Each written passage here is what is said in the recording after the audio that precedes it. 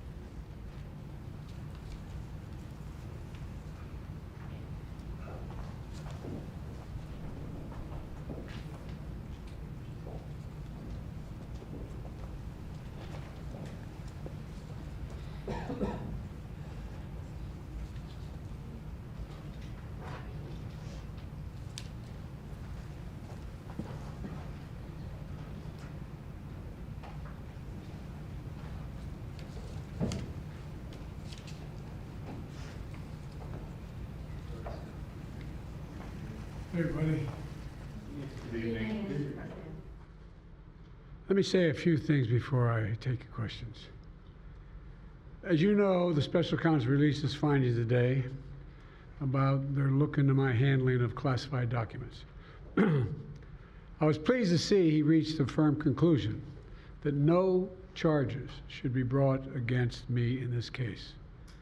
This was an exhaustive investigation going back more than 40 years, even into the 1970s when I was still a new United States Senator. The special counsel acknowledged I cooperated completely. I did not throw up any roadblocks. I sought no delays. In fact, I was so determined to give the special counsel what he needed, I went forward with a 5-hour in-person interview over 2 days on October the 8th and 9th of last year, even though Israel had just been attacked by Hamas on the 7th and I was very occupied. It was in the middle of handling an international crisis. I was especially pleased to see special counsel make clear the stark distinction and difference between this case and Mr. Trump's case.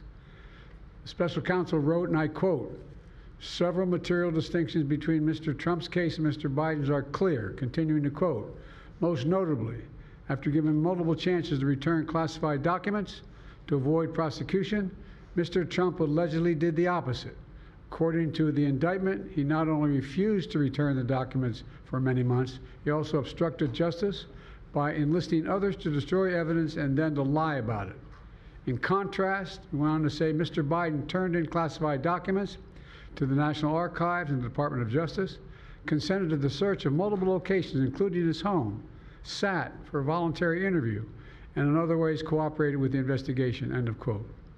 I've seen the headlines since the report was released about my willful retention of documents. These assertions are not only misleading, they're just plain wrong. On page 215, if you had a chance, I know it's a thick document.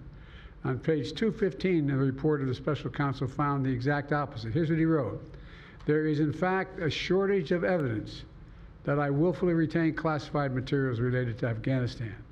On page 12, the special counsel also wrote for another documents, "The decision to decline criminal charges was straightforward. The evidence suggests that Mr. Biden did not willfully retain these documents. The evidence said I did not willfully retain these documents. In addition, I know there's some attention paid to some language in the report about my recollection of events.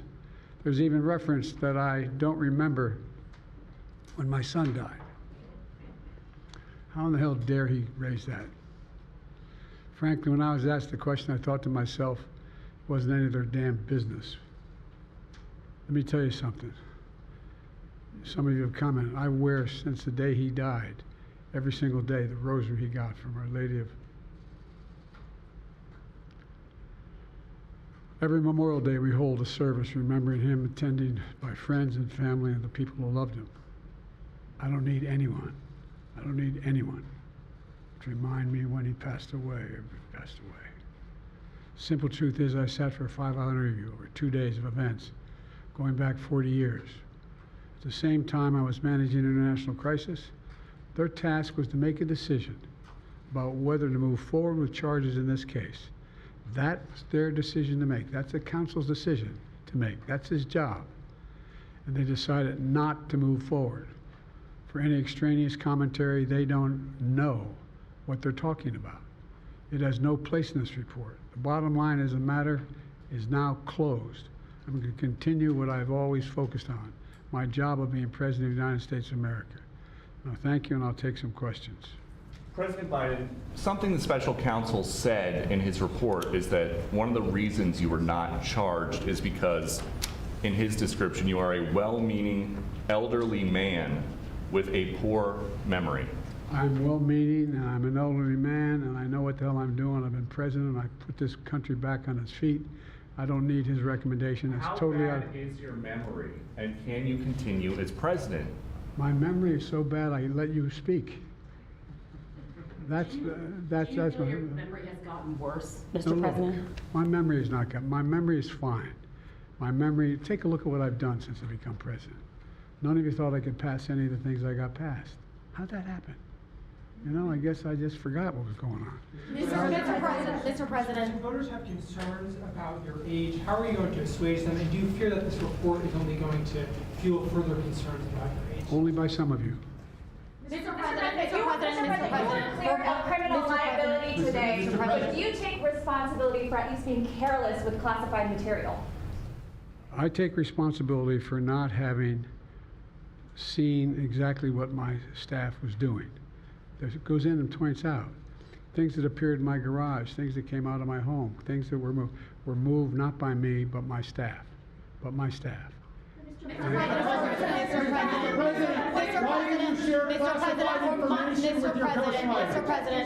Mr. President, for months when you were asked about your age, you would respond with the words, "Watch me." Many American people have been watching, and they have expressed concerns about your age. That is your judgment. That is your This is according judgment. to public That voting. is They not the expressed judgment of the concerns- press. They expressed concerns about your mental acuity. They say that you are too old. Mr. President, in December, you told me that you believe there are many other Democrats who could defeat Donald Trump. So why does it have to be you now? What is your Because answer to I'm the that most question? qualified person in this country to be president of the United States and finish the job I started. Do you believe that, guys? Mr. President, why are you confusing the names of world leaders? Thank you, everyone. Thank you very much. I did not share classified information. I did not share it. With your ghostwriter. With my ghostwriter, I did not. Guarantee you did not. But the What special counsel said in the Well, no, report he that he did did. not say that. Okay. He did not say that. But Mr. President, one of the... Let me answer your question. The fact of the matter is, what I didn't want repeated, I didn't want him to know, and I didn't read it to him, was I had written a long memorandum to President Obama why we should not be in Afghanistan. And I was of this multiple pages.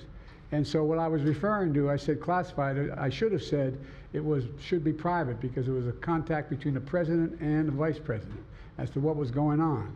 That's what it is referring to. It was not classified information in that document. That was not classified.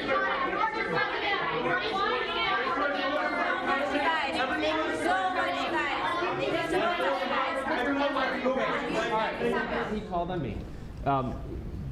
When you look back at this incident, is there anything you would do differently now? And do you think that a special prosecutor should have been appointed in the first place in both of these cases?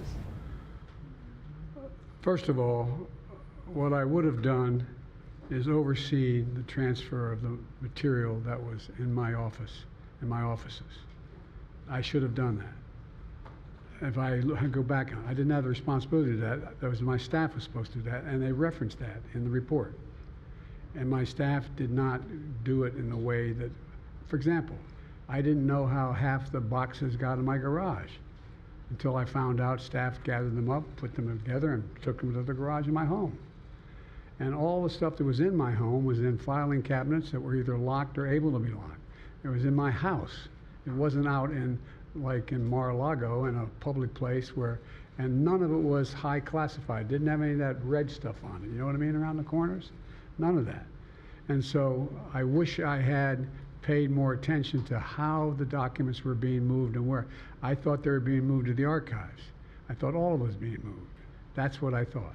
Now, what was the last part of your question? Whether a special counsel should have been appointed in this case and in the case of your rival president, former president. I think a special counsel should have been appointed, and the reason I think a special counsel should have been appointed is because I did not want to be in a position that they looked at Trump and weren't going to look at me, just like they looked at the vice president.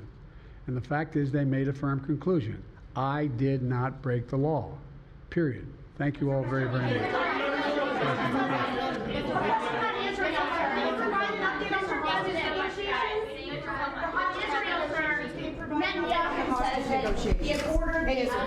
The hostage negotiation, look.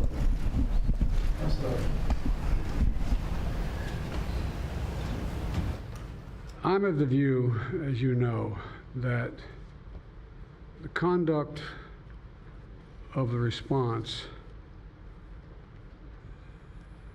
in Gaza, in the Gaza Strip, has been over the top. I think that, as you know, initially, the president of Mexico, Sisi, did not want to open up the gate to allow humanitarian material to get in. I talked to him. I convinced him to open the gate. I talked to Bibi to open the gate on the Israeli side. I've been pushing really hard to get humanitarian assistance into Gaza. There are a lot of innocent people who are starving, a lot of innocent people who are in trouble and dying, and it's got to stop, number one. Number two, I was also in a position that I'm the guy that made the case that we have to do much more to increase the amount of material going in, including fuel, including other items. I've been on the phone with the Qataris, I've been on the phone with the Egyptians, I've been on the phone with the Saudis to get as much aid as we possibly can into Gaza. There are innocent people, innocent women and children who are also in badly in need of help. And so that's what we're pushing. And I'm pushing very hard now to deal with this hostage ceasefire because, I've been working tirelessly in this deal. How can I say this without revealing it? To lead to a sustained pause in the fighting, in the actions taking place in the Gaza Strip. And because I think if we could get the delay for that, the initial delay, I think that we would be able to extend that so that we could increase the prospect that this fighting in Gaza changes. There's also negotiations. You may recall, in the very beginning, right before Hamas attacked, I was in contact with the Saudis and others to work out a deal where they would recognize Israel's right to exist, make them part of the Middle East, recognize them fully in return for certain things that the United States would commit to do. And the commitment that we were proposing to do related to two items. I'm not going to go in detail, but one of them was to deal with the protection against their arch enemy to the northwest, northeast, I should say. The second one, by providing ammunition and material for them to defend themselves.